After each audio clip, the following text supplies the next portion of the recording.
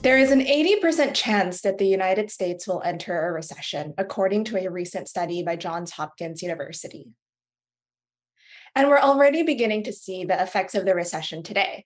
For example, the 3x increase in cost of borrowing or interest rates, which is the highest since the financial crisis of 2008.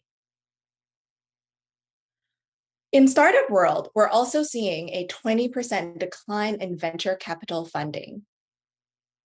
And for companies in the public markets, they're experiencing a 20% decline in the stock value or drawdowns in the S&P 500, which is the worst first half since 1970. And finally, the United States is predicted to have 0% gross domestic product growth by 2023. But all of these dismal statistics about a recession aside, periods of recessions are usually followed by periods of economic growth and strong developments. And similar to how the US is predicted to have 0% growth in 2023, the United States is also predicted to have a comeback at the end of the decade and have positive 2.3% GDP growth by 2029. If you look at this chart, you will see that for every trough, which signifies a recession, is followed by even greater increases in economic development and just the overall growth of the economy in general. But what does it take to get from rock bottom and achieve new peaks?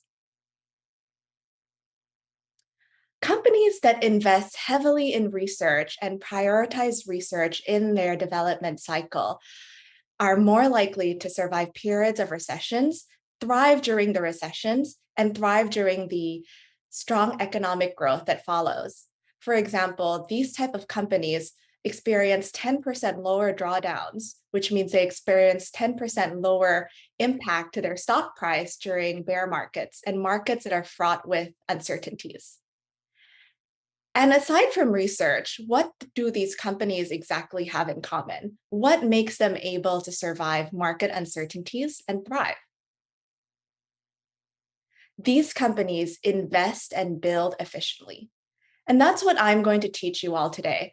I will be sharing 3 different frameworks that shows how we can build research practices to help organizations invest and build efficiently. But to do that, we need to understand how we can measure whether our research is having financial impact in our organizations. If you've listened to my talk before, particularly at the UXR conference, you're probably more familiar with this term, return on equity. It's a term that I introduced when I described the UXR evaluation model that I've created in the past few years to measure the impact of research and UX investment in a financial sense. But for those who might not be as familiar with return on equity, let's do a quick overview. The way to think about return on equity as a metric is to think about the housing market.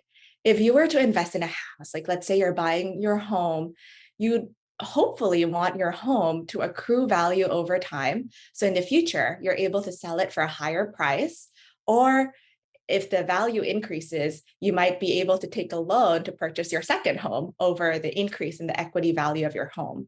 So that's basically what return on equity is. For every investment that investors or even the market, even yourself, if you invest in a market, makes in a company, the goal is that that investment will grow over time. The formula for return on equity based on the UXR valuation model that I created is a function of net operating income and leverage. And if we start by defining net operating income, it basically talks about how well businesses are creating value from the cost that it accrues. And the way I think about it is like one of the shows I watch very often with my husband, the British Bake Off. If you watch the British Bake Off, you know that the second round of the Bake Off in every episode is usually a technical challenge. Every single contestant gets the same ingredients with minimal instructions on the recipe, and they have to create something out of the ingredients. And for example, in this example, I think it's the scones. So they had to create scones from the same ingredients with minimal instructions. And usually some contestants do better. They're able to produce more and get more results from the same instructions, the same scenario. And that's exactly what net operating income describes. Certain organizations may have similar funding, similar background, similar situations, but for some reason, they're just able to produce more value. And the second function in the ROE calculation is leverage, which describes how well businesses are minimizing risk. And when I think about leverage, and because Halloween is coming up soon, I think about these signs that I see in my neighborhood. I was walking my dog the other day, and there's just ghosts popping up all over the place. And beware of zombie sign. If you're in the Bay Area and you hear someone scream outside, it's probably me. Anyways, these zombie signs don't just apply to Halloween decorations. They also apply to companies, and it's a pretty common way of describing companies that are called zombie companies. These are the companies that aren't actually producing value. They're not really, they may be producing some revenue, but not enough to justify their costs. But for some reason, especially when markets were great, when interest rates were low, they were able to tap into capital markets to get funding to survive. But what happens when markets are bad? What happens during periods of recession when it's very hard to get funding because interest rates are higher? These types of zombie companies that can't provide value becomes highly risky. How does a recession impact ROE? There's two ways. Now you're all familiar with the net operating income definition. And so when we think about how recessions impact net operating income, we can think about the examples of sales declining during periods of recession, making net operating income decrease. And in terms of leverage, as you saw, interest rates have increased by 3x, which is the highest since the 2008 financial crisis. And as net operating income becomes negative, leverage also gets higher because the cost of borrowing gets higher, making it a double-edged sword of a very difficult time. But research can help companies thrive during these difficult periods. And the two questions that researchers should be asking right now are, one, how can we reduce risk as a company? And two, how can we expand value in our organization? Let's start by talking about risk. I mentioned earlier that the two major traits of a successful company is that they invest and build efficiently. We're going to start by talking about how to invest efficiently. You may have seen this typical recession paradox in your organization or in past organizations you've been part of, or you were exposed to periods of market uncertainties. The recession paradox is that there is a need for the organization, for the company to improve profit margins, to improve the amount of revenue we can extract for every value of cost that we accrue. However, at the same time, the organization is also subject to budget reduction. So we have to do more with less. We have to improve margins, but we're also seeing a 20% reduction in budget. So how do we do this? How can research help inform how we can efficiently solve situations like this? In this particular example, this was a case study from a team that I led. We wanted to reduce costs and productionalize certain customer service initiatives, because customer service initiatives can actually be quite expensive, especially if you work for a larger organization. And part of helping the internal customer service team is figuring out how we can productionalize a few of their tasks, build products to help support them so they can do their job more efficiently. And what the research team did here was this amazing study, and I'll introduce the framework after this. But basically, it was a survey, which is a typical method that us all researchers, whether market researchers, UX researchers, have done in the past. Survey of the client services, customer service team members. And we created this metric to measure impact from the survey data. And finally, we created a metric to understand costs. And by the way, before I continue, if you have any questions about this, feel free to drop it on the chat and I'll pop in right after to answer all of those questions. Feel free to reach out to me on Twitter also if you'd like to talk about these more deeper before we get into the frameworks. And so a combination of the survey and the metrics we created led to the creation of the first framework that I'm sharing with you all today called the cost efficiency matrix. The y-axis on this cost and efficiency matrix was the cost definition. And in this particular example, it was the potential dollar value that's reduced to the company should we invest in this particular feature to help our customer service team. And then the x-axis shows impact, which measures the efficiency rating. The efficiency rating was a question that was added into the survey to the customer service team to understand if we were to improve this particular task, how much more efficient would they perceive their job to be? And what we were able to do is create 4 different priority quadrants that shows how exactly we should be investing our time with the minimal resources that we have. Obviously, priority 1, if we were to invest in priority 1, we would be prioritizing something that saves the company highest cost and also leads to highest impact for the users we're building for, which in this case was our internal customer service team. And priority 2 does something similar. Even though the impact may be lower, we would still be saving the company higher costs. This is a really excellent matrix that you can use to showcase your insights in a way that shows how to prioritize accordingly, especially during periods of recession when cost may be a more sensitive issue. And it doesn't just stop here. It's not just for internal teams, or it's not just for these 2 metrics or these 2 definitions of cost and impact, because there's plenty of other ways you can use a cost and efficiency matrix. And I've laid it out here. You can use this matrix when you're thinking about how to prioritize features. You can use this matrix when thinking about how to prioritize UX improvements. And the thing is, even though the matrix may be new, even though this may be the first time you're seeing it, the methods that go to input all of the data in these matrix are familiar methods to us researchers, like surveys and interviews. Let's talk about the next section, expanding value. So again, successful companies, those that thrive during periods of recessions and the periods of growth after, both invest and build efficiently. We've discussed an example for how we can utilize research to help companies invest more efficiently by the way of the cost and efficiency quadrant. And now we'll talk about how we can utilize research to help companies build efficiently. Let's go back to the typical recession paradox.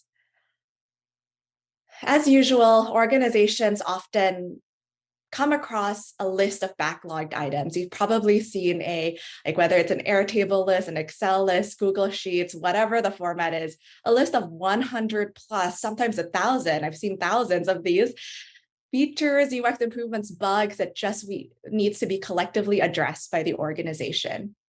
But in a recession, in addition to the backlog of items, we also experience budget reduction sometimes. So how do you reconcile both of this, doing more, again, with less?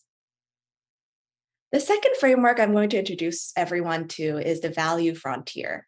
So the value frontier describes this function where if organizations were to invest in a particular feature and develop that feature, the goal is to really get this feature to a state where we are optimizing value to the business by way of revenue or whatever financial metric you want to use to measure value to the business. In this case, we'll use revenue as an example, and value to the users. So anything on the dotted line is the frontier.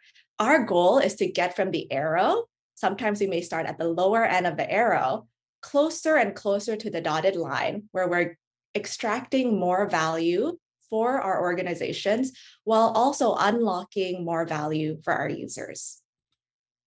How can we do research to find out where we need to go in this value frontier?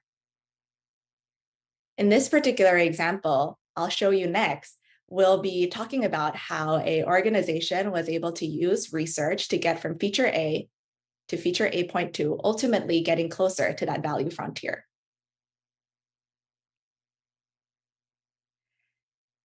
So for this particular research project, it was a pure user research project. The team did a contextual inquiry and a usability audit of the product in the market. And it was a in-store loyalty program. So if you've been to let's say a boba tea store and you input your phone number on a tablet, you join their loyalty program, you can accrue points and hopefully get a free boba.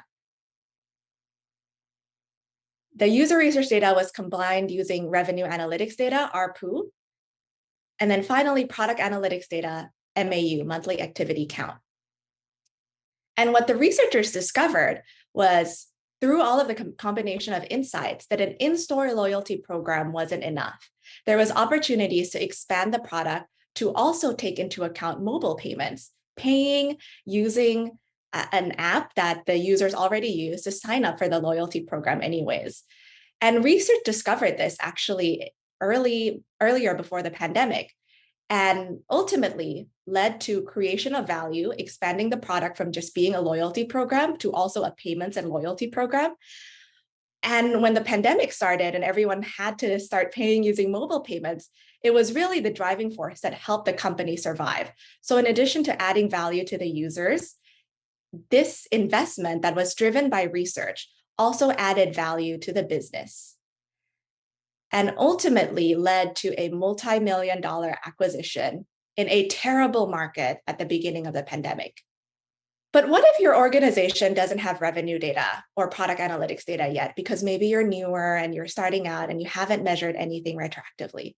The third and final framework that I'll introduce is the Kano model. This was actually a model that was created a few decades ago, but I have a little version of an update that I did myself to better understand the Kano model and how we can integrate it to our research practice. The Kano model basically uncovers three different types of features. The first is what's called a basic threshold feature, and what I personally called value maintenance. If we were to invest in this particular feature, we'd basically maintain the value of our product. As you can see, when we start investing in it, the function exponentially, or not exponentially, but the function does experience a strong increase. And the more we invest in it, it eventually tapers off in terms of customer satisfaction, because customers just expect these features to be there, but they're not there to begin with. And that's why it just simply maintains value. And then the second feature that the Kano model helps us identify are performance features. The more we invest in it, the more in a linear way, the customers will be satisfied by our product or our service.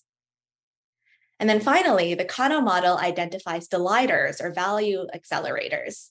These value accelerator features, the more we invest in it, you'd see that exponential increase eventually over time, making customers more satisfied. These are the features that surprise you. You don't necessarily expect it, but when you use the product and you notice it, you immediately feel more drawn to the product and experience. And so the Kano model identifies these three different features and allows us to prioritize in periods of market uncertainties where budget is more tight, that we need to start by maintaining value right now, investing in areas, the P1 basic threshold areas where we maintain value, and then eventually investing in areas where we can add value and prioritizing accordingly with how much we want to invest in value accelerators as well. So the ideal situation is to have a combination of all of these priorities, while of course prioritizing value maintenance first, and then having a combination of P2 and P3s to invest in the future, especially for the periods of growth that follows a recession. To do the Kano model, you'd be asking two questions: a functional question and a dysfunctional question. So the dysfunctional question is just the opposite of the functional question. And I've added an example here of how you do it for a social media app. And after asking all of these questions for the different elements of your features or your experience, you'd be scoring it based on the scorecard to uncover those three areas that I mentioned. So which ones are the value maintenance, which ones are the delighters, which are the value accelerators, and which ones are the value added features, which are the performance. I know that there are, of course, different arguments or different sides to a survey, but I've personally found that the Kano model is effective as long as you accurately design and write the questions. And I'm happy to talk even deeper also on the Q&A for how exactly to write those questions to make sure that we extract the most valuable insights. Let's do a quick recap. It's very important right now during periods of recessions for companies to invest and build efficiently so they can thrive and grow during the periods of economic growth that follows a recession. And the two questions that researchers should be asking right now are, one, how can we reduce risk? And two, how can we expand the value of our organization? And I introduced 3 frameworks for how researchers can invest or change their practice during this period of time to answer those 2 questions: reducing risk through the cost and efficiency matrix, adding value to an organization through the value frontier and the Kano model. I'll end by sharing a story. Not long ago, there was this one item that just popped out of nowhere. A few people started collecting it. And then over time, it started growing in value. The people who held on to this item longer and longer were surprised by how much this item is worth. People started gifting it to their loved ones as a very high value gift.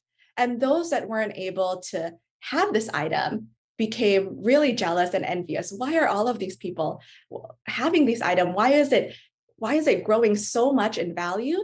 And how can I get it? And more people tried to get this item, and that drove the value even higher, generating wealth for those that held from earlier on without knowing why. Like, how is this item actually generating all of this wealth and all of this value? Can anyone guess what this item is on the chat? Some of you may have guessed cryptocurrency, but actually, the item is this humble tulip. And this is a photo of a beautiful tulip garden I took in Central Park, New York, about 8 years ago. And I remember when I stopped to take these photos, my friends were saying, why are you taking a photo of a tulip? You can just get it at Trader Joe's. And that's crazy because about 200 years ago or so in Europe, these tulips were worth what cryptocurrency is worth today. And the reason why I'm sharing this example and the story is because value, the definition of value, the generation of value can happen anywhere. Companies can generate value. Companies can continue to create value, but companies can also easily lose value. But as research practitioners, we have the power to help companies redefine and continue to unlock value. And I'd like to encourage everyone here to utilize research and to empower researchers and build research practices that unlock value and continue to help companies thrive. Thank you everyone for your time today. Feel free to tweet me with any questions. And I've also included my website with upcoming events. There are 2 exciting events that's upcoming. One, a deeper class on the UXR valuation model that I'm hosting. And finally, an end of year discussion where we'll be meeting with researchers, founders, product managers, designers, etc., to talk about fiscal year 24 strategy for building more resilient businesses utilizing UX research. And if you're in the Bay Area, would love to have you there in person. Thank you so much for your time today.